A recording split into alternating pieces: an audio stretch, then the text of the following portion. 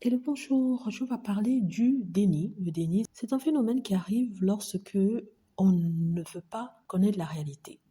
On nie cette réalité-là, même si cette réalité existe bien. Pourquoi je parle de ça? C'est toujours un rapport avec Harry et Meghan. Vous vous souvenez que j'ai posté une vidéo sur la chaîne principale, vidéo dans laquelle je parlais du fait que Meghan Markle avait été invitée à l'anniversaire de Kerry Washington, qu'elle était parmi d'autres célébrités. Et je disais qu'on nous avait dit que elle avait été cancellée par Hollywood, que les célébrités ne souhaitaient plus être à ses côtés, qu'ils la fuyaient, n'est-ce pas? Ici, cette photo prouve le contraire. Donc, mais en quoi le déni intervient ici? Parce que sur Internet, sur Twitter, quand cette photo a été publiée, de nombreux commentaires ont été mis sur Twitter, enfin c'est X maintenant, la plateforme X, et ces commentaires allaient dans le sens de ce que j'avais dit dans la vidéo, et j'ai d'ailleurs écrit aussi la même chose, c'est-à-dire que les trolls et les haters acceptent le mensonge des autres et sont mentis tellement ils détestent Meghan Markle, ils veulent croire le pire par rapport à ce qui lui arrive.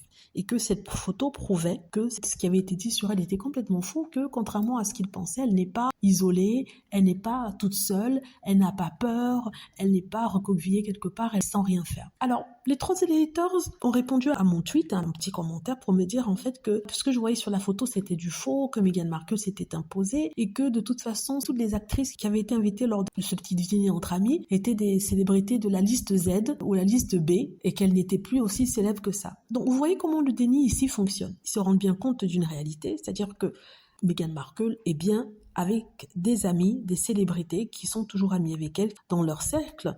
Au lieu d'accepter que ces personnes ont été menties, ils ne l'acceptent pas. Pour eux, c'est impossible que Meghan Markle puisse vivre sa belle vie, sa meilleure vie. Pour eux, dans leur tête, elle souffre. C'est impossible qu'elle soit dehors en train de s'amuser, alors qu'on leur a répété que, après cette histoire de Vanity Fair, elle doit sûrement être en train de souffrir, se cacher. Vous voyez ce que je veux dire? Donc, ils se recréent dans leur cerveau une autre réalité. Une réalité qui n'est pas celle de Meghan.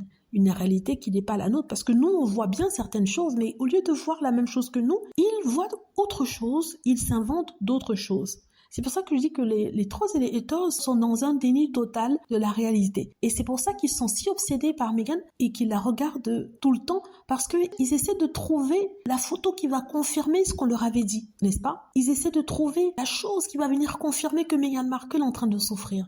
Et chaque fois, ils sont déçus, comme le prince Harry disait, parce que des preuves prouvent le contraire de ce qu'on leur a dit. Mais au lieu d'accepter cette réalité, ils s'inventent une autre. Vous voyez ce que je veux dire? C'est terrible ce que je dis, mais c'est la réalité. Ça relève carrément de la psychologie, pour ne pas dire de la psychiatrie. Donc voilà, c'est ce que je voulais dire ici. Dites-moi ce que vous en pensez. J'espère que vous avez aimé la vidéo.